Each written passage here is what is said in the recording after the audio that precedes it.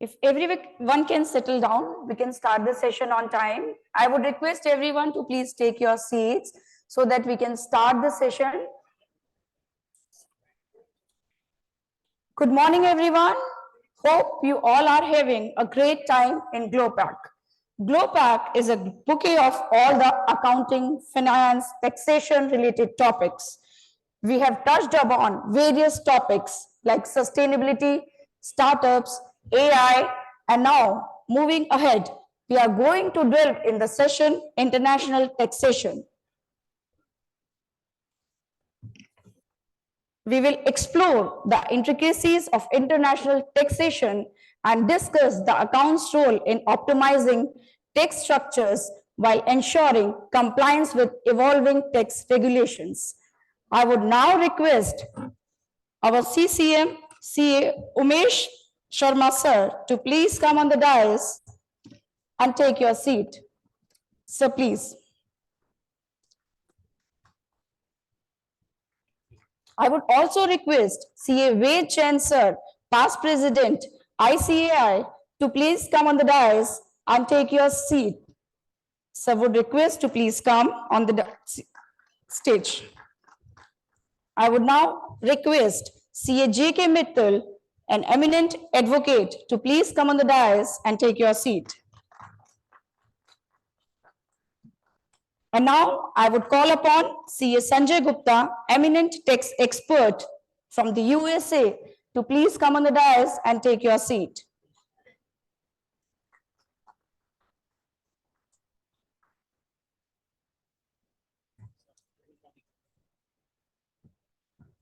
As all the dignitaries have taken your seat, I would now request CA Umesh Sharma sir to please give the opening remarks. So please.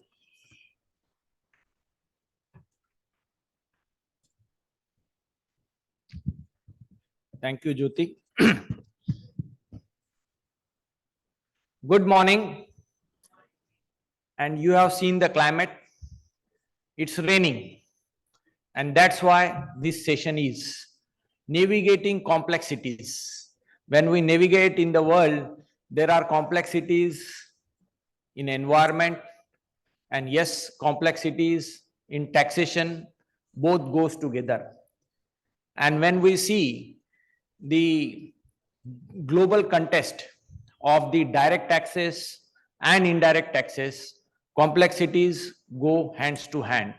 And to navigate ourselves, we must have a good captain for the ship. And for that, we have Ved Jain sir as a captain who will guide us and how to navigate through the complexity. And along with him, there are two co-pilots, which I can say K Mittal sir for indirect taxes and Sanjay Gupta sir, who is an expert from USA, who will guide us. Because in this era where every country's government needs revenue, they go for new avenues and they will amend the laws or they will introduce some laws. And by that way, ease of doing business, cross-territorial transactions, all comes under scrutiny or under vigilance. Friends, this session is at most important because when we see in Indian scenario, income tax is more than 60-year-old, but GST is just 6-year-old. But yes, complexities are there on both sides. I just want to give one glimpses. On 2nd of August, we will call by the Revenue Secretary, Ministry of Finance, Government of India, for Chintan Shibir.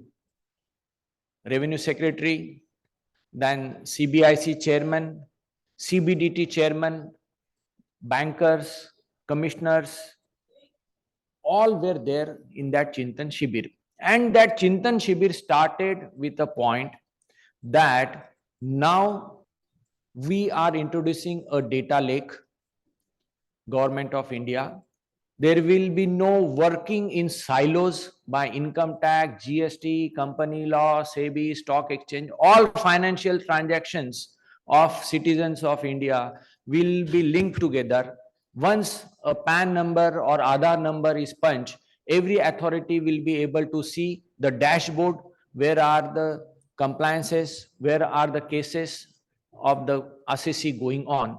Why I am telling this? Because the government is much ahead in technological evaluation, and they are navigating through data, and the complexities are rising. The future of litigation is in the technological compliance and what the law says. Both has to match, but today's world there are differences. And there is a one second instance when we went to Denmark for a European Union International VAT Association conference. There they have GST like VAT, we have GST, but they have different countries, European countries, and we have different states. In GST, the litigation today are moving towards some of the classification mismatch and other thing. But the place of supply is the biggest litigation there in European Union. Every country wants to tax the transaction in their country. By God grace, it has not started in India. Every state, when they will come out with the view that this transaction place of supply is in my state, then the litigation will flow in other direction. So with this word, I welcome you all for this apt session in the conference, that is taxation in a global context and navigating through the complexities. So welcome you all and wish you all a happy learning. Thank you.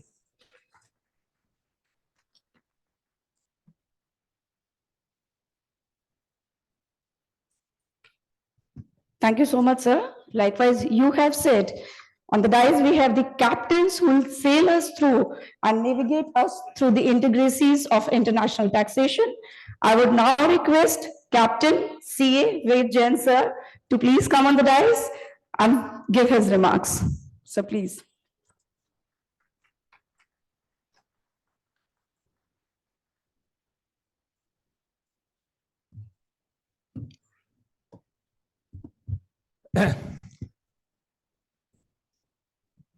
Program coordinator for this session, Mr. Umesh Sharma. Fellow speakers, or I'll say the speaker for the session, Sanjay Gupta ji and Mr. K Mittal. Sitting in the audience, I can see past President Umesh Manoj Fadnis ji. I can see and my senior members from the branch of Ahmedabad, fellow members, brothers and sisters.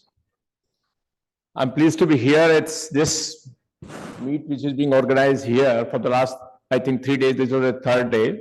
And I can understand today being a Sunday and people being in a holiday mood, the challenge is how many of you will be interested in a topic which is what is called a taxation in the global concept.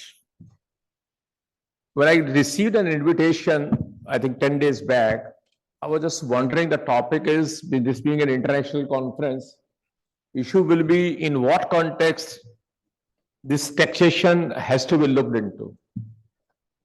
I had the privilege of addressing a similar topic last year at the World Congress when the issue was, what is going to be the change in the scenario in the taxation in the years to come? And as I see what used to be a taxation in 50s or at the turn of this century, down the line in next 50 years, the taxation concept is going to be entirely different concept. Some limelight is coming out and the future is going to be in that direction. And as a professional, what will be our role and how we need to be prepared and to work for that in that direction, that's an important aspect to be looked into and to be considered also. So I will just start with certain basics and then we'll come to the real issue which is arising out of it. But the fellow speaker will take care of a topic K Mittal ji will be talking about GST, I think direct, indirect taxes, and Sanjay Gupta ji will be talking on the direct tax and his experience abroad on the USA particularly. We have taxation is what we call a cost of civilization. Everybody knows. One has to pay taxes in case you have to live in a civilized society, you want certain facilities, etc. Some people believe it is a cost to me. It's an extra burden on me. But I always give a very simple example. If you are living in a group housing society or in a society somewhere, there are two options available to you. Either you make your own arrangement for each of the facility, or you have a common pool where some leaders of the society, housing society, they take care of all these facilities and you contribute them. It can be common light, water, it can be internet connection, TV connections, some cleaning, some security system, all these issues. And then you contribute. It equally applies to a city, a state, or to a country. That there are certain common facilities you need your security, you need your health, you need some roads, you need some bridges, you need your infrastructure down. That's what the cost of taxation. And time tested, there have been two taxes, direct taxes or indirect taxes.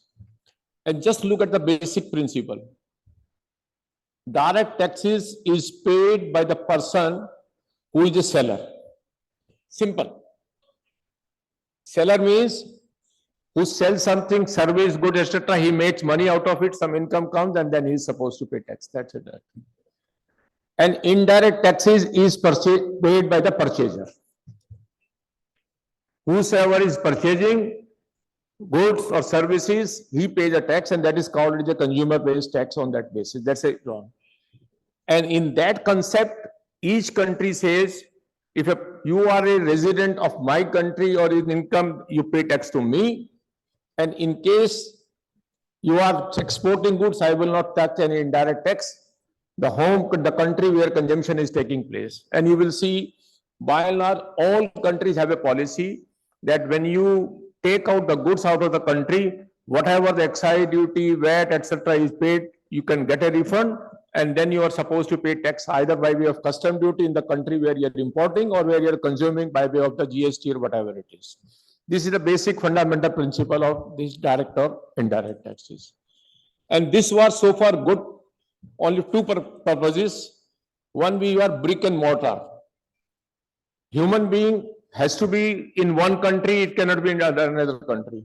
So base was that if you are in this country, you are my citizen, you are my resident, you will pay tax whatever your income is. If the goods are moving, physically goods are moving, based on that basis, the taxation was there. But over a period, scenario had changed. Now, neither the human being is stationary, and neither the goods are in bricks and mortar. Just imagine a human being can be in this Ahmedabad, Gandhinagar, and working in Delhi. Just connect at Zoom. You can do whatever you have been doing sitting. If you are supposed to go to USA, you can do sitting here. Now your physical presence may be in India, but your all intellectual and mental presence is in USA. Now, on what basis your residential status is to be determined? Based on your physical presence, which the normal law says, or on the basis where you were rendering your all service because geometric connectivity on this issue. That's a challenge which is coming up. Now, for that purpose, looking to the way the IT, the new scenario, e-commerce, and the way things have changed, a new debate has started how to levy tax. And when the levy of taxes come, as I said in the beginning, it's a cost of civilization. There is another human nature which is applicable to everyone across the world, globally. Each country, each state, each person, whether artificial or a natural person. Once a person is given a right, he wants to encroach upon area which is beyond his jurisdiction. And there the conflict starts. And that conflict is going on since long. Every country wants that I would like to tax is my citizen, my resident, and also income which accrues and arise in my country of another resident. Now the concept has made a big problem what to be done and how it has to be taxed. If I am as a professional sitting in Delhi arguing a case for a UK court where my income is to be taxed. Physically, I am in India. I am a resident of India. I am a non-resident. I am renting services from India. Be utilized there where to be taxed on that basis. Cricket match being played in Narendra Modi Stadium. Players are playing here. People are watching in Australia, in West Indies, in South Africa. Rights are being beamed out. Who is to pay tax on what part of the income from where it is coming out? That's a new challenge which is coming up on that issue. And in that direction, now the tussle is on how to share, etc. And you would have heard two things, pillar 1 and pillar 2, which are the new words, which are OECD discussions, which are going across the globe. Pillar 1 is that each country, this most favored nation, whatever the multinational enterprises, now these need to pay taxes in either one of the jurisdictions. They cannot say we will not pay the taxes. They are supposed. And pillar 2 is every country is now obligated to levy minimum 15% tax on income which is more than 750 million euros. That's a scenario which is developing now. And you would have seen UE, etc., that have levied taxes on that part on this issue. But another issue which is coming up is that how this controversy, the income to be computed, is to be worked out. And the biggest challenge is computation of income. And this is going to be another Herculean task. And this is going to be a problematic area, as we can see. You would have heard OECD has been dominating the scenario. And OECD meaning says, this is the Organization of Economic Cooperation and Development. 38 rich countries are part of it. And last week, a resolution has been passed in the UNO with 120 vote in favor that OECD role should be taken over by the UN Tax Convention. Meaning thereby, these 38 rich countries should not decide what will be called pillar 1, pillar 2, how the tax has to be distributed among different countries. It has to be with the UN constituted convention. And in that convention, 124 countries voted in favor and all top industrialist countries voted against. USA, Switzerland, France, Germany, all voted against this. They don't want their dominance to go. Reason being, what I say, imperialistic nature of thought process, that I have the right, I should decide on this part. This is going to be another big challenge on this year to come, when I say the global strategy without taxation, etc., which will decide on what basis the tax has to be. There is a poor taxpayer. He says, I am ready to pay tax. I have an income of say $100. I am ready to pay tax. Whatever is your rate, 15-20%, I am ready to tax. Now there is a tussle between the different countries. Out of this 15-20% tax, whatever you pay, how much share should go to USA, how much go to UK, and how much is. This is a tussle going on across the global on this issue. Like it.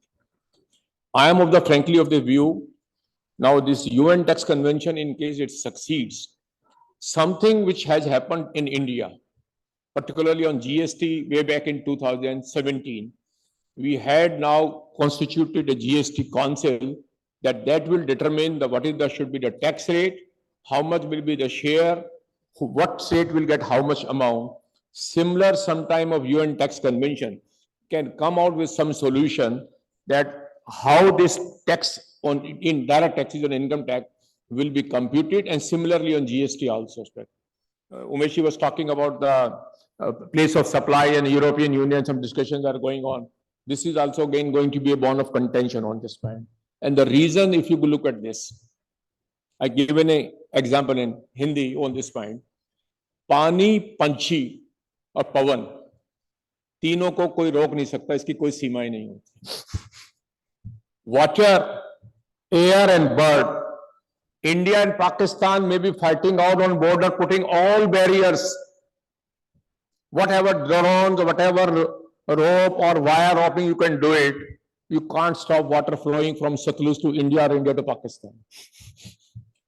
You can't stop that burning of the bad air coming from Punjab to Delhi or to one country to another country. You cannot stop a bird flying from Bangladesh to Delhi. You can't stop it. You would be seeing, I believe, in winter session, so many Siberian cranes which have been flying from Russia, Siberia to India. And can be seen, I can see in Delhi, in Okhla Century, we have there so many cranes. So nobody can stop. Same is now going to be with these all goods and services. Nobody will be able to stop it. I can buy any goods from any place of the world. But from where I'm buying, I may be saying I'm buying from it, but it may not actually be happening. I may be just visiting at Macy's store in New York, and you will find that you are looking at a website which is located somewhere in South America, looking at a Macy's website, and the goods being dispatched, which ultimately being placed to me from Vietnam. This can happen. There will be no border. And how you are going to determine what will be the tax rate and how those tax rate will be, that's going to be a big, big challenge in time to come. For that purpose, I will say the resolution has to be carried out. And now coming to you will ask me the question, having raised all these issues, now what is the way out forward for us and as a professional looking into this?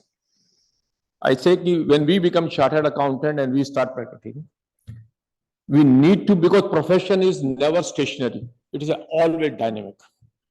People who have qualified in 50s and 60s and used to file what we call a paper return properly today will be outdated in case they do not adopt to the new technology and new methodology which is going to be there. Same will be with the present generation, which is looking into the normal way of computation of income and etc. Days are not far off where income tax return will be an automatic, nobody will be required. Right? Artificial intelligence and capturing of the data, it will be automatic, nothing will happen. And I can just give a vision about how it is going to happen. You have your bank transaction, you have your income transaction, you have any transactions.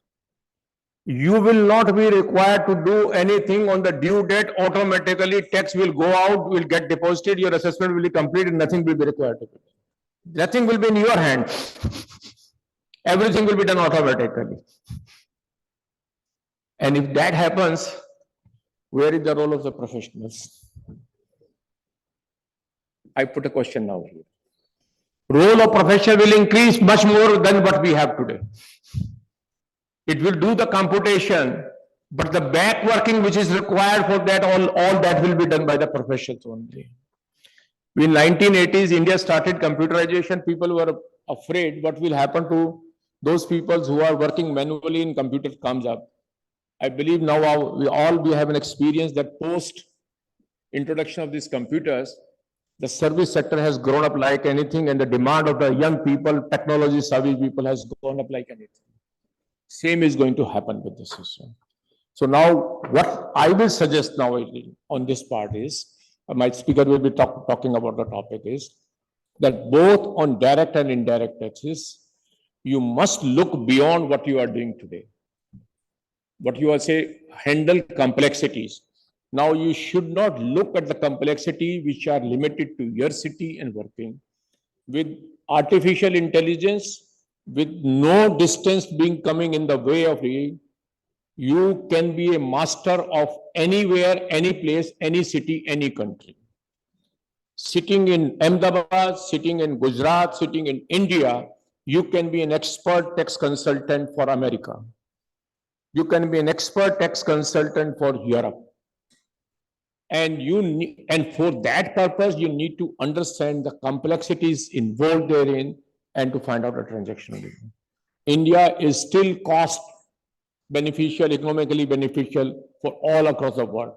And that's why my suggestion on this part will be, if we are looking to a global perspective, we need to be aware of this what is happening globally on taxation aspect.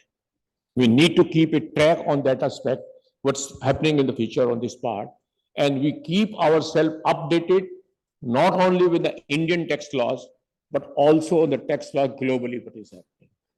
That's the need of the, I think, future. I will not say need of the hour, need of the future. And we need to get experience and tune to that style of working.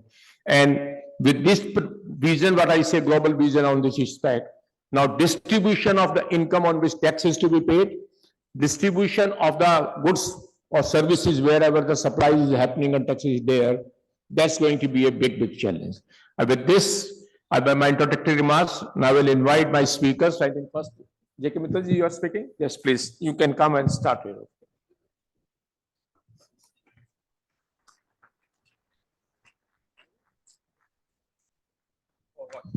Thank you so much, sir, for making us understand the ABCD of taxation in a global context and how we have to be future ready for the same. I would now request our next captain, CA K Mittal, sir, to please come on the dais and give his address.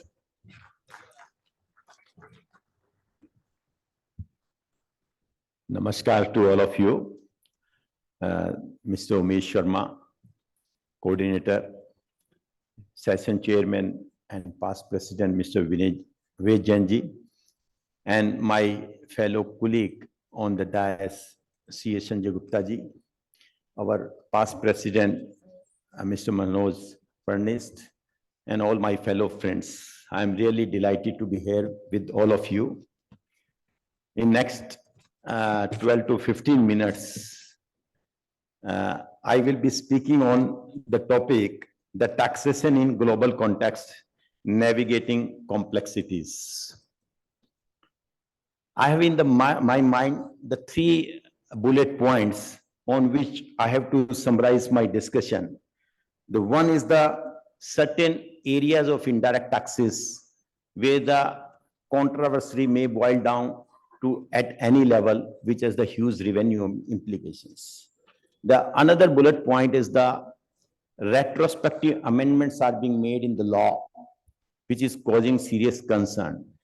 And the third area is the dispute resolutions. Let's take the first example.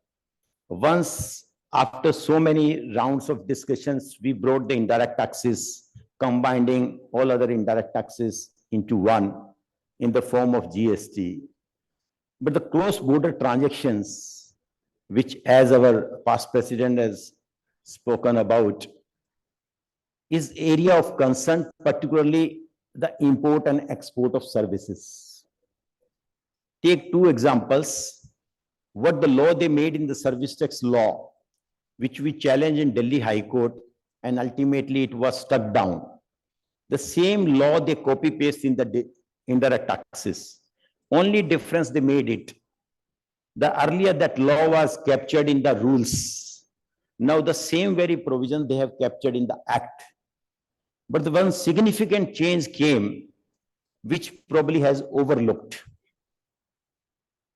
And in the Indian constitutions, prior to 2017 or 2016 amendment, which was made in the Constitution of India by 101st Constitutional Amendment Act, there was no provision in the Constitution to tax the import of services or even to make a law regarding import of services. It was there for the custom, for the goods.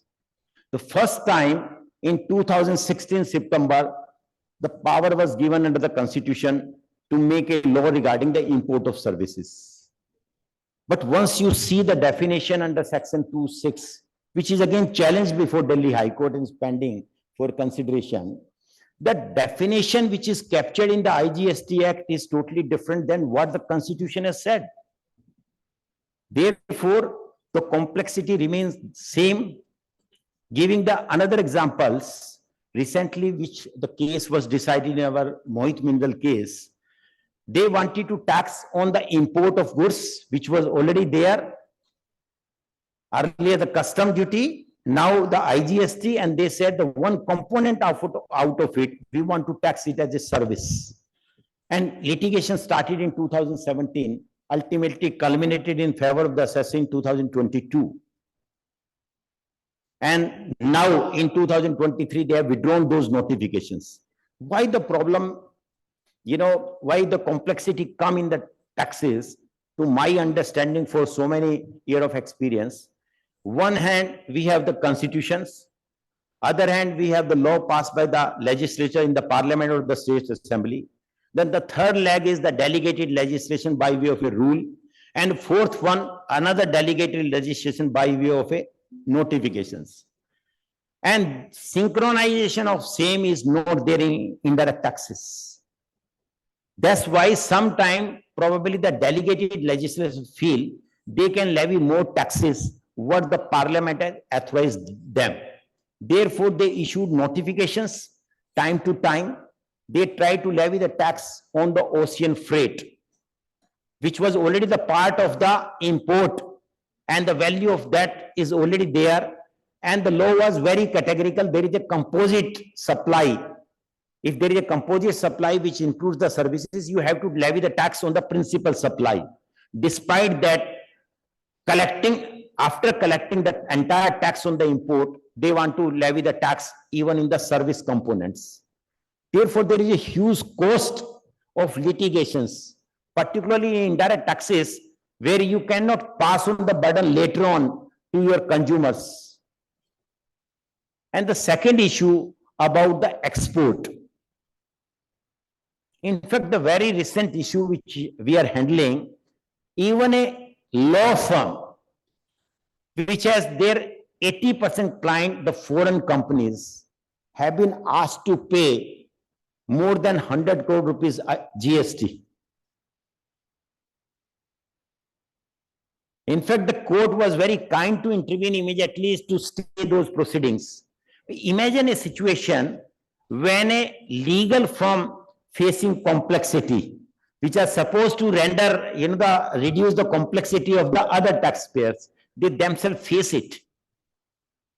And can you imagine a transactions where they are dealing with the foreign parties 80%? Can they bear, to avoid the tax or to go in and litigations? Similar the issue, if you will see, the other factors, the retrospective amendment which they have made, the gaming industry is the recent one. By making, this government has promised after the Vodafone case, when they came in the power, what I can recollect that there will not be any retrospective amendment. But we have, and not once, we have very frequent amendments. The recent one is the online gaming industry. The law is well settled by the Supreme Court. There is a difference between the game of skill or the game of chance. By making this retrospective amendment, they want to blur. They want to treat both the transaction at par. The transaction which was supposed to be taxed at 18%, they want to tax with retrospective effect from 28%. The valuation is the another area. If there is a related party transactions, there is a import and exports, like the secondments of their employees. Every time the sword in the hand of the taxpayers, then how to resolve those issues? Unfortunate part is that even if you win the case, there is always thinking in the mind of the taxpayers, after paying the hefty amount to the lawyers, still there would be a retrospective amendments. I remember the past chairman of the branch is sitting here. Once we were discussing a year back about the ocean freight before the judgment came. The government official promised him, even the Mr. Mittal win this case in the Supreme Court, we will make retrospective amendment. If that is the mindset, why we should go to the court? Fortunately, in this case, they withdraw those notifications instead of bringing because our case was on such a strong footing that retrospective amendment was not possible unless you entirely change the IGST law or the CGST law. Very base itself, you change it. Therefore, the retrospective amendment which they made in the gaming industry, you would have read the newspaper report, how much is the revenue implications? And if you make a retrospective amendment, the question also comes, would you collect the tax with interest? Would you be asked to pay even penalty? Though as a lawyer, I can say probably we have the good chance to win. I can remember in 2001 when the broadcasting industry was taxed and where they also brought the retrospective amendment. Even the Supreme Court said no interest will be charged. Leave aside the penalty. But these are the area one has to think about it. Once we call about the complexity and we talk a role about a chartered accountant in these cases, which is to my mind the foremost, whether he work as a auditor in taxation side or a corporate auditors, or whether he is supposed to make the compliances. He has to bear in mind how to resolve those disputes. Unfortunately, in GST law, they created, because it has international ramifications. The investor look at, what is the mechanism we have created once we come with a big bang of the new tax system. Advanced ruling authority, which is supposed to reduce the disputes so that you can have an advanced ruling before you start your activity. But it was subsidized. I can remember earlier it used to be headed by a former justice. Now it is headed by the same very officers who work for my tax collection on a part-time basis is sit. And every case, every state advanced ruling authority differs. In 2019, Parliament made a law, amendment in the law, by saying that there will be National Appellate Authority for advanced ruling. But that is only the law on the paper. It is still not created. If the revenue want to collect the tax, I think the Parliament action is very swift. Every officers act very swiftly. That is the complexity in the international context. If you see how the investor look at on us, how we can resolve the disputes. But once its systems to be streamlined, it probably work like a tortoise. Even if you make an amendment, it will not see the ground reality. Second mechanism, the people look at the tribunals. It remained in the litigation since 2017 till 2023. Now again amendment has been made, but notification issued, not even a single tribunal has been constituted. What would happen? Resolution of the disputes. Even if the tribunal will start, let's say, from 1st of January next year, by the time, probably the lakhs of litigation already lined up. So another area of concerns in dispute resolution is the time lag when the litigation start and when the litigations are resolved. The taxation, particularly in indirect tax, where you have to pass on the burden on other, the people look at that these issues are resolved at the earliest. If you look at the mechanism which they created in the law, that 18% interest will be levied once the tax disputes are not resolved in your favor, you have to pay the tax. And once refund is to be granted with the 6% interest. Another interesting factor, for 1 minute, I want to just tell that delay in deciding even the original level at the officer level litigations is costing very high. If a so-called notice which is issued in 2018, they have the power to decide maybe another for 3-4 years instead of deciding within 1 month, 10 days, 20 days. Who has to bear the burden of interest of 18%? In fact, I can remember that prior to the GST, even there was no timeline at all. So they were deciding after 10 or 20 years the so-called notice. By the time your interest burden was much higher than your tax liabilities. Therefore, which is my suggestion to a chartered accountant, once you take a decisions about such complex issues comes, one has to decide in 3-4 parameters, like what we have seen in the past and even in the GST law. Whenever the law is made on the basis of the delegated authority to levy the tax, the challenge to that law, like we have done in the annuity cases, where the two ministers could not decide where the GST Council said no tax will be levied. All of a sudden, GST Council issued a circular. After 4 years, they will collect the tax from 2017 on the annuity payment which the NHI is making to the highway construction companies. And ultimately, we won that case.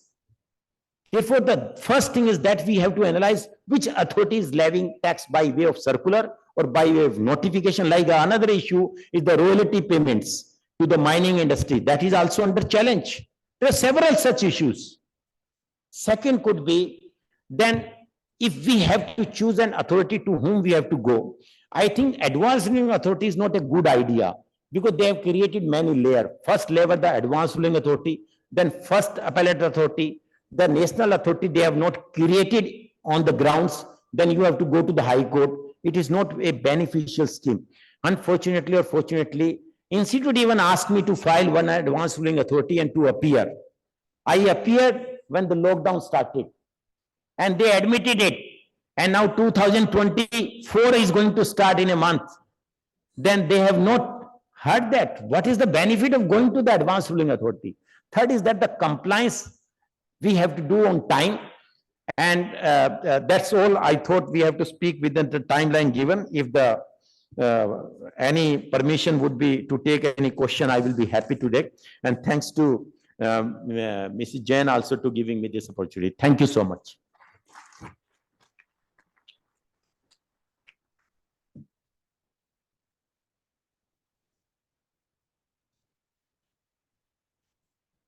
Thank you so much, sir, for sailing us through the layers of legal complexities of taxation in global context.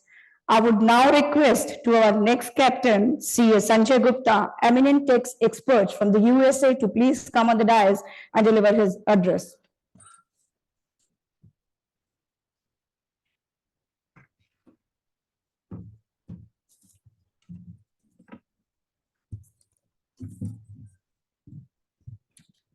Good morning, everyone.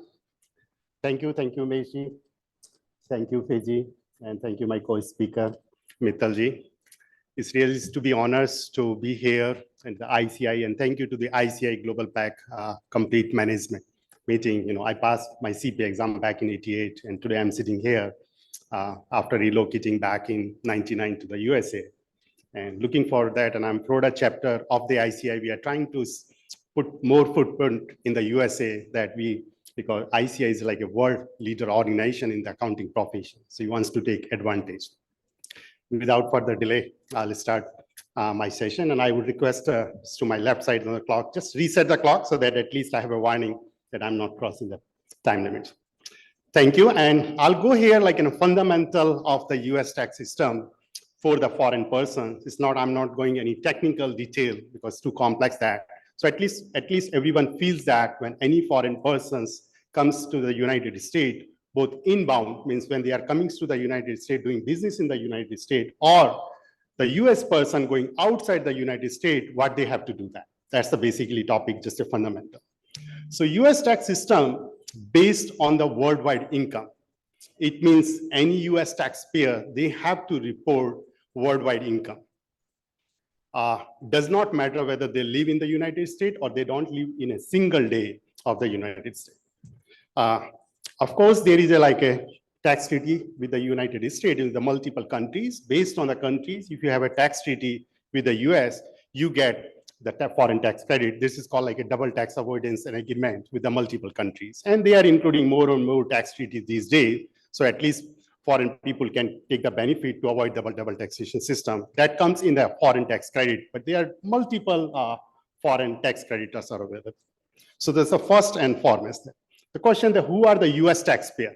Of course, US citizens are the US taxpayer, the green card holder. And the third category is based on the physical presence day. So just keep in mind, this is a very practical approach because I'm practicing last 25 years. Generally, I get 2-3 calls every single day, especially from India or the Europe about the US tax side there. So this is more my presentation about the practical approach. At least our professional colleague has, whatever I can contribute my side to educate to ourselves. So that would be the target. So third is the physical presence day. So it means neither you are a US citizen nor you are a green card holder, but you live in the United States 183 days. What it means you are as good as US citizen. You are going to report your worldwide income.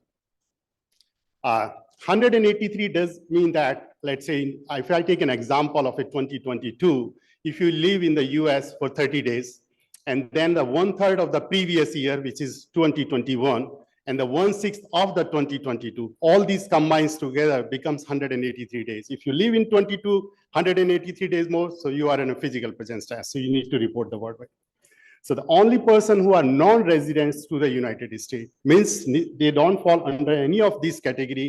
They are not US citizen, they are not a green card holder, or they are not meeting a physical. Then they are reporting in the US only the income they accrue and earn in the United States. They are not going to include any other income other than the US source income.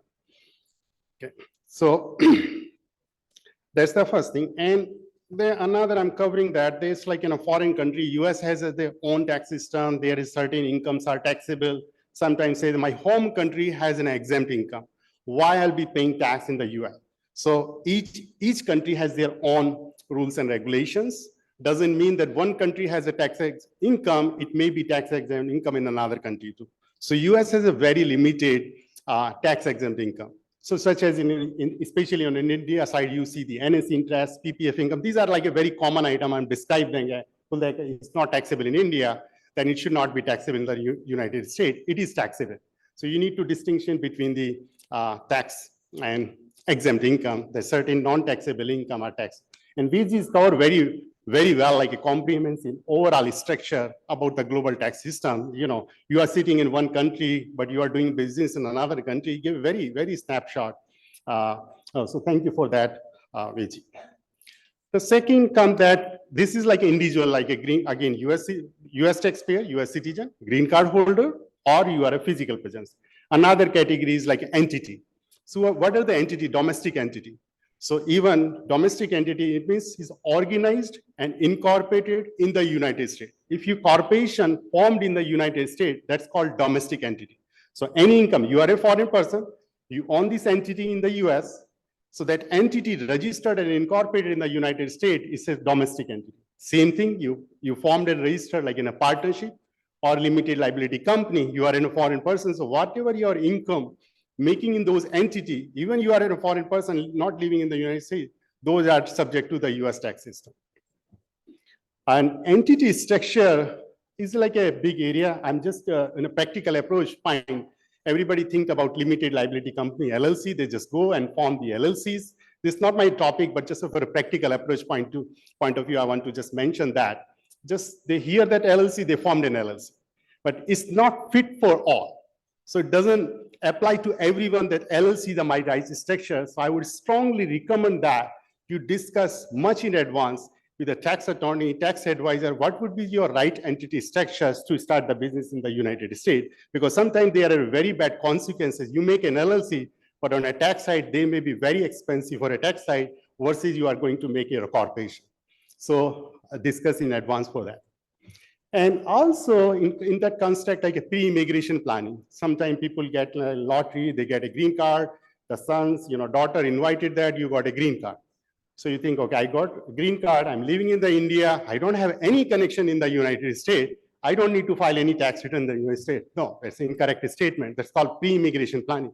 If you happen to have this kind of a circumstances or you are expecting that you are going to get a green card, make sure really you meet with the tax attorney, discuss your all the plans so that you don't have a heavy tax consequence. I have a couple of clients that I suggested them, I advised them, very heavy tax cost is involved when you get a green card. What does it mean? Which I said that you are not in the United States, you got a green card, you are again subject to report your worldwide income. So there are a lot of compliance and all that.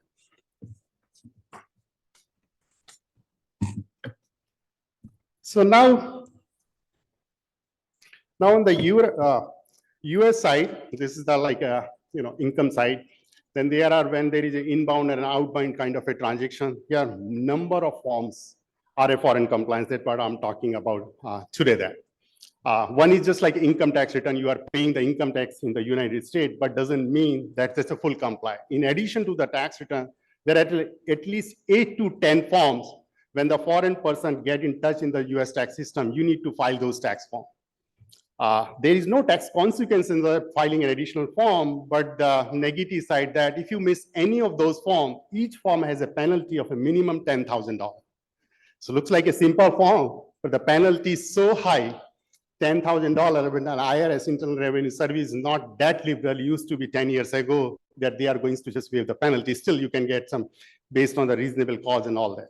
So I'm just describing, not going much detail on that, but there are some certain forms. One important form called Report of Foreign Bank Financial Reporting. This is known as a FinCEN 114. What does it mean? You are reporting all your foreign bank account in that form, and what that information includes that just name of the bank, account number, the bank address, and the maximum balance. Maximum balance is not at the end of year. During your calendar year, US tax system, January to December, not April to March. They are not in a fiscal year, they are on January to December. So whatever the maximum balance you have during that year, you need to report that form. And my professional colleague, basically, I would advise to help your clients that, because we get so many questions and answer and that they are not figuring out and trying to coordinate with the chartered accountants. So this is like a good occasion to learn that and help your clients. This is like a value addition. When you know some of the basics information and you tell to the client, oh, I'm aware that, I'll help you out that, I'll give that information, they really value to you. So that's the foreign, and not filing that form is a $10,000. This form is due with the tax return, but if you file an extended tax return, which is generally in the US, October 15, after October 15, you file, that form has a $10,000 penalty. So this is the one important form. Similarly, like a foreign financial assets form, I'm not going that form 8938. Just a name, just put in something is there. That's like Ved Jain mentioned that. You need to be aware that when the situation comes, then you can go more deeper and understand that. But once you have an idea, there is some kind of a click is there, then you connect the dots and to figure it out and helps your client. There is an information return of US person with the foreign entity. This form is a 5470, and just listen carefully. This is a very, very, very important form, 5471 in the United States. Back in 2017, this form you need to file that. This is basically if you own any foreign corporation, US person owns any foreign corporation or in a partnership interest, or you have a sole proprietorship business, any business outside the US, you need to file this 5471.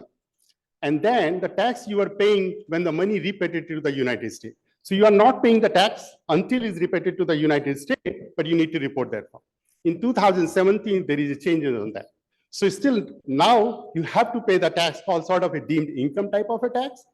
You need to report that form and you need to pay the tax on that. Of course, there are certain exceptions where you can, you will be not paying a taxes, such as India has a higher corporate tax rate, which is over like a 21% as compared to the US. So India may fall under that category. So you can use some exemption criteria, not paying the tax on the year-to-year basis. But ultimately, when the money is repatriated, that time you'll be paying the taxes. So this is a very common, a very complex form. This is about like a 30 to 40 pages kind of a form. You need to be aware of that and you can help to your client. There is another form called 5472. And you will surprise, this is like a 2 or 3 page form. Non-filing this form is a $25,000 penalty. And unfortunately, when you file the tax return, you are a foreign person, IRS is a system, it triggers to the system, you get a penalty notice, not filing this form. And what does it mean? When you are a foreign corporation and any business with the foreign corporation and the US corporation, any business, related party transaction, so you disclose your related parties. Again, there is no taxes when you are reporting, any kind of information in this form, but you will be paying the penalty if you don't file this form. 5472, help your client, because again, like a day-to-day, see that, and I have seen that very, very commonly missed by a lot of. Then there is a foreign disregarded entity form. Then there is a partnership kind of when you have foreign partnership. Then you have form 3520. People ask that, I'm gifting, my parent gives the money. Okay, I'm a US person, my parents live, they are rich, and they give like a $200,000 a year. Oh, is there any tax? Somebody say, oh yeah, there is no tax, because US tax system on a gift tax, on the recipient side, there is no tax. So donor has to pay the gift tax, not the donee. So you got the gift, no taxes, somebody doesn't know much about that, and I'm good to go, I don't need to report, I don't need to pay taxes. But the Form 3520, if you have $100,000 or more gift from the foreign person, you need to file this form. Again, not filing this form, the penalty is 30% of the gift value. If you have $100,000 gift, you are paying $30,000. And this is not like a, no matter what, there is like a penalty of $300, $400 million kind of a penalty. Still, IRS dispute is going because they're a multi-billion-dollar kind of a gift. Somehow they missed it to file on time. So again, a simple form, but don't miss this kind of form and educate to your client, because generally I see that I'm buying a property, my parents has the money, they gifted the property, I bought the property in the US, but they missed to report this kind of a form. Then there's a partnership with the holding tax return. Then there is a certain, you deal with the real estate transaction, there is some withholding on tax.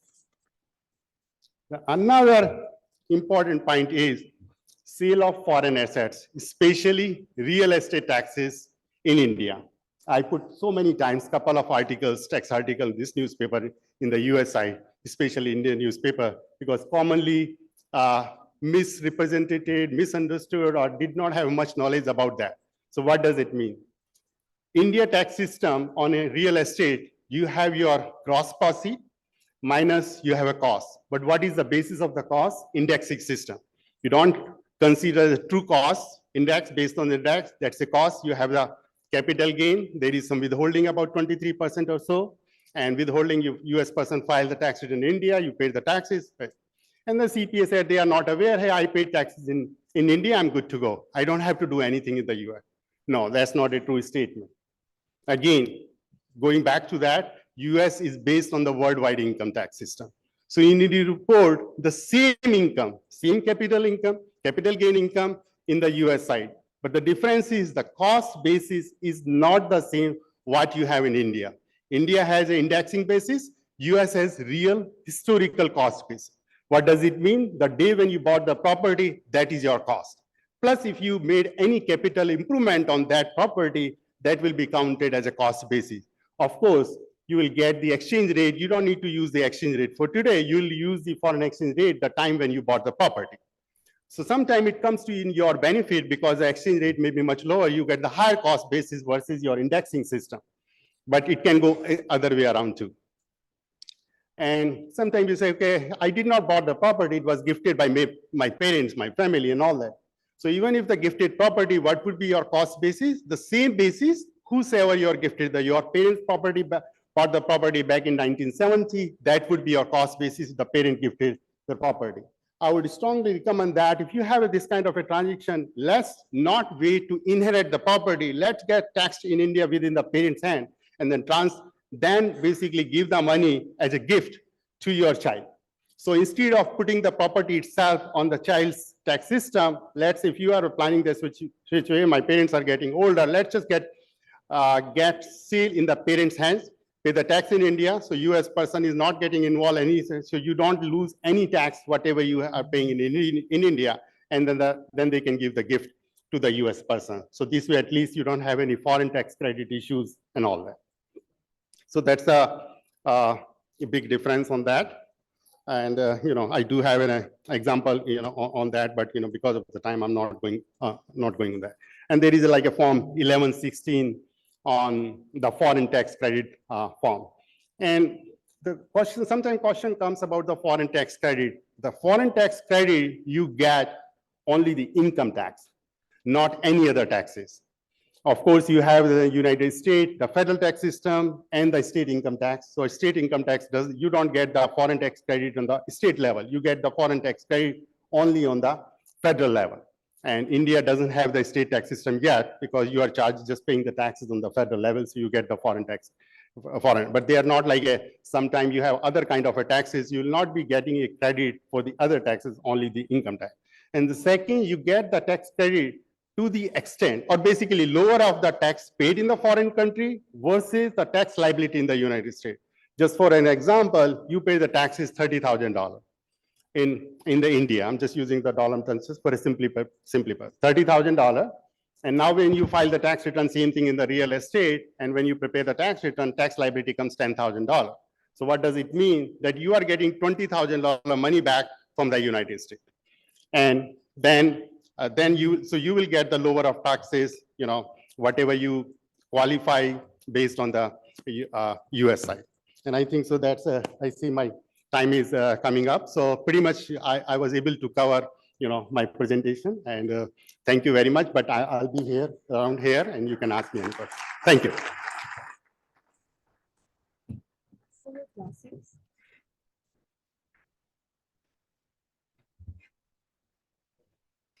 Thank you so much, sir. I would call it an eye-opener session and plethora of information. Thank you, sir. Thank you so much for this wonderful session. Now, we are going to conclude this session. Before that, I would request CA Ved Jain, sir, to please come on the dais and summarize the whole session. So please.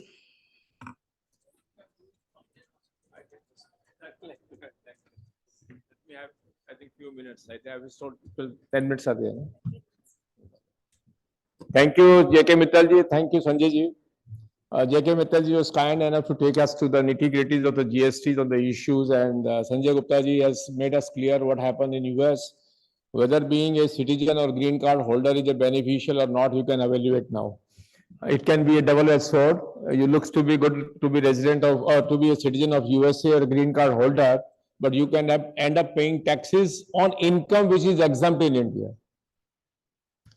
I believe you can get it because when you are in India, your income will be computed under the Indian income tax law. And there may be some income which is exempt, particularly one income which is in trouble, share of partnership firm. If you are a partner in India, the firm pays the tax. As an individual, you are not required to pay tax because your income is exempt under Section 10(2)(a). But in US, now you have got the income in individual hand as a share of profit from the partnership firm on which you have not paid tax in India.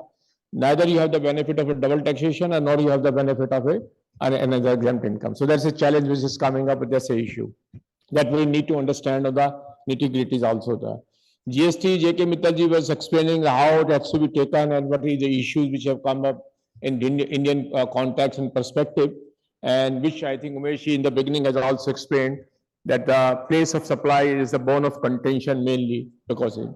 So you would have noticed, I think sometime when GST was introduced in 2017, there was a resistance from few of the states which were manufacturing state, vis-a-vis the state which are going to be the consumption state. Now the tax being ultimately shifted to the state where the consumption is taking place. So the manufacturing state which were earlier having the privilege, they are not so privileged because the tax gets shifted to the state which is consuming. As I said, it is a destination-based tax on that part.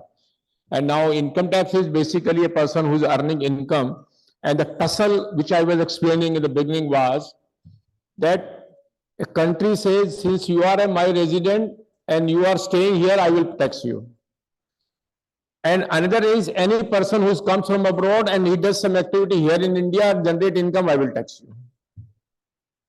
Now, a person coming from abroad, generating income in India, he will get tax in India, but he is a resident of another country. Now, that country will also say, I will pay the tax. You pay the tax to me.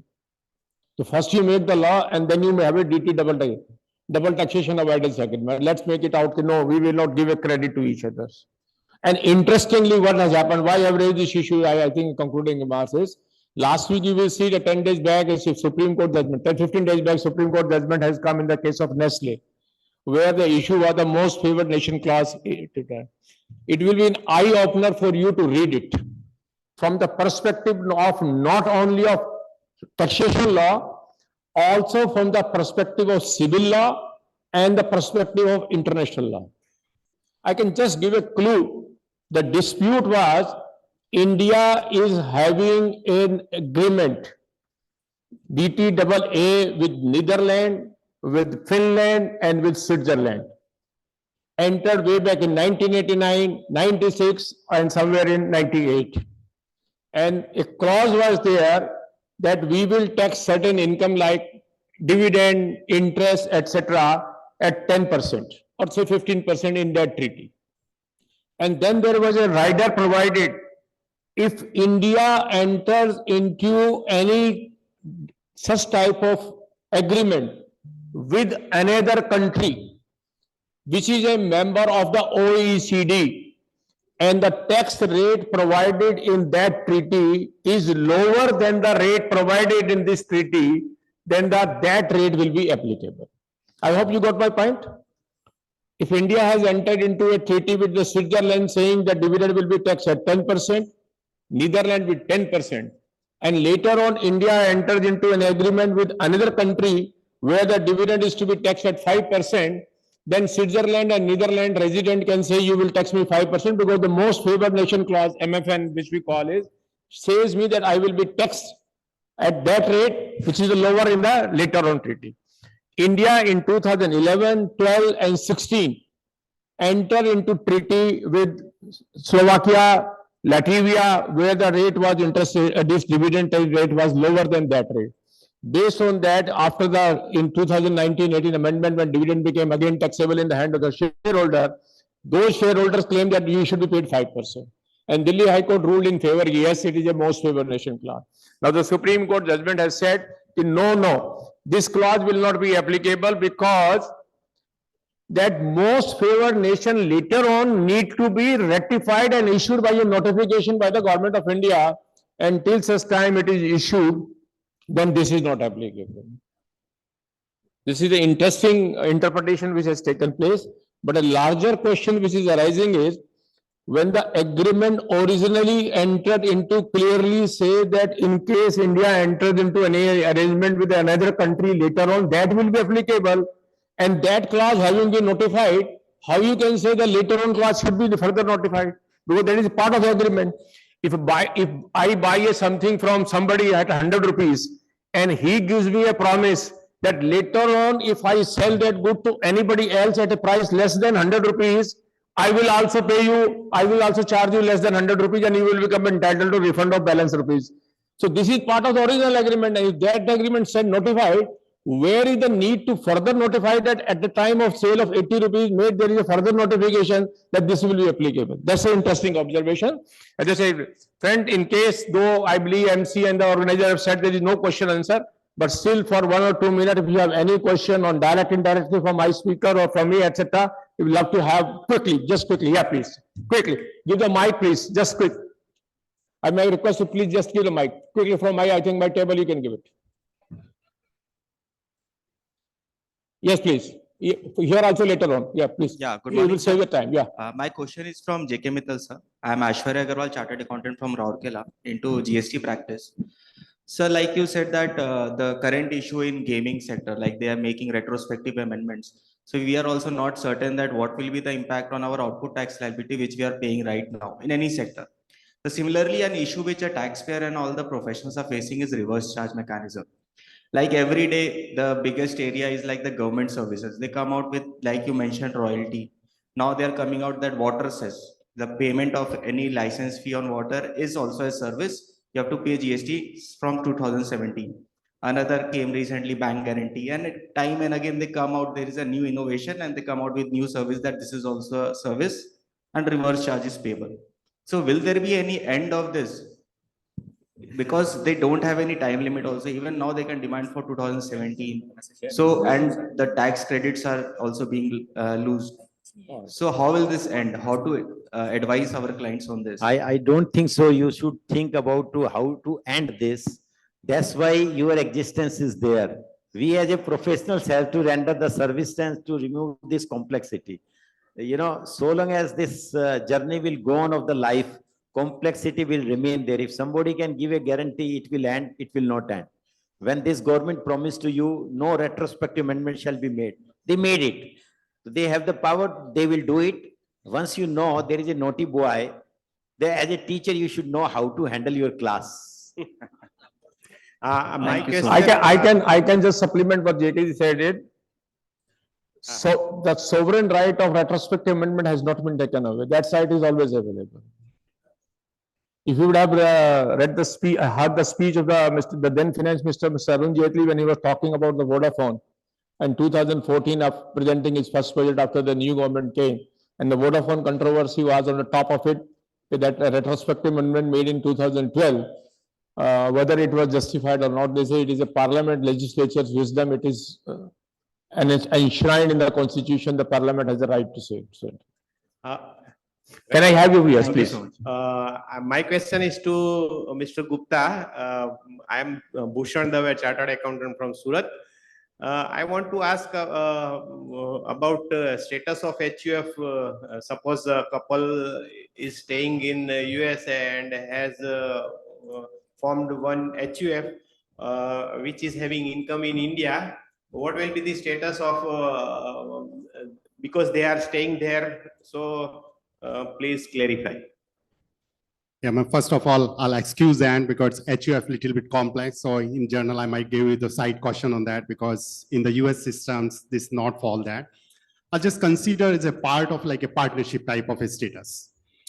In the partnership, you own the partnership that you have proportionately share that, and then you include your respective share of an income on the US tax return. But on the side, I can take offline, go more deeper on HUF. And it's good you brought that question. And for the audience side, just watch that. This is an important, still there are some reporting requirement of the United States. Thank you. I had asked because my son is staying with his wife in USA. There is no existing HUF, but it is good to ask in advance. I understand because time limitations is there and that's Yeah, the sure. Okay, no problem. Thank you. Give the mic to him, please. I think he will like to speak something. Yeah, according to me, HUF is a different legal entity, so maybe taxability in USA does not arise. But another question on green card holders, if they are holding Indian passports and their place of residence is in India most of the time being the driver's license and the residence. So in that case, the whether return filing is compulsory there. Whether? Answer is yes. Answer, because the question is, they got the green card, but still they are living in the India. The passport is Indian passport, so that's the reason. First, my question. And physical stay is also in India, say for more than 180. Again, time limitation, I would take that, but the first US citizen, second green card holder, irrespective, even you did not live in the United States a single day, you are report worldwide income in the United States. Sir, last questions to you from my side, sir. Sir, nowadays, because of this tax complications which you said for the green card and as well as for the US citizens, I found few citizens, Indian OCA holders and the citizen of US. Now they are planning to, give the citizenship back to the United States. So what are the repercussions which you think over there by giving the citizenship back to the government? In summary, the answer is in the US, there is called exit tax. After you are a permanent resident in the United States for 7 years, then you pay the fair market value of the assets minus the cost basis as good as like a capital gain. Again, this I like a whole international is a very complex kind of a situation. Initially recommend, we need to be educate ourselves, and ICAI thank you that organize this kind of event to educate ourselves. Thank you, sir. With this, we come to the end of the session. I take presence of my few senior members coming from Delhi. I can see Chawla ji, I think Mr. Sunil Magoo, Mr. Pramod Narula ji are sitting, and few of the other members coming from Delhi. Thanks for coming all the way, participating in this program. Let's truly make it a truly global national convention. I was in an international convention, that's the issue. Thanks, friend. Thank you.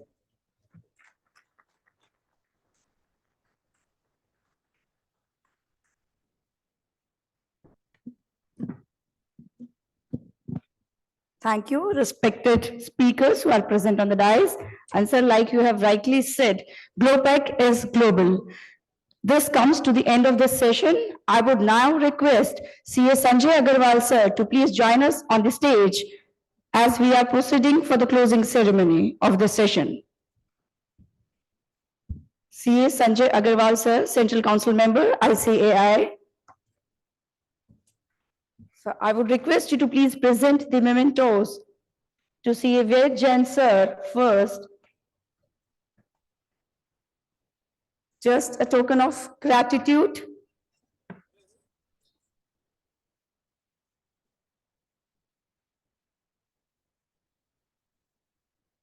Please put your hands together.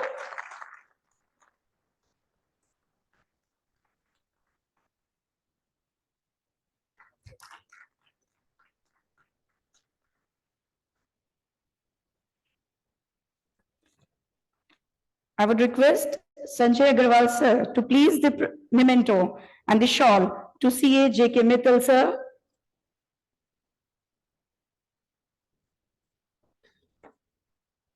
And I would request the audience to please applause for them. They have given you a wonderful session.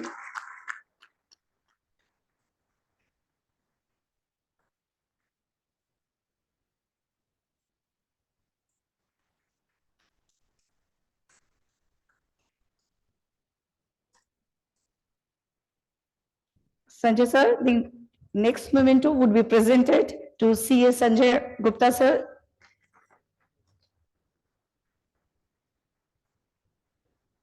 So this is from CA Sanjay to CA Sanjay.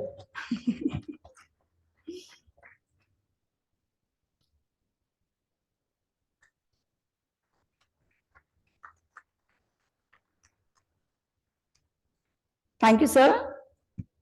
I would now request all the dignitaries to please join for the group photograph.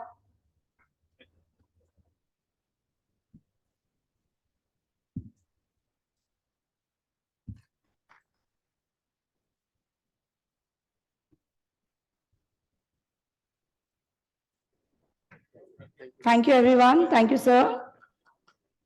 You may please proceed for the lunch now before we start the next session. Thank you, everyone. Thank you, ladies and gentlemen.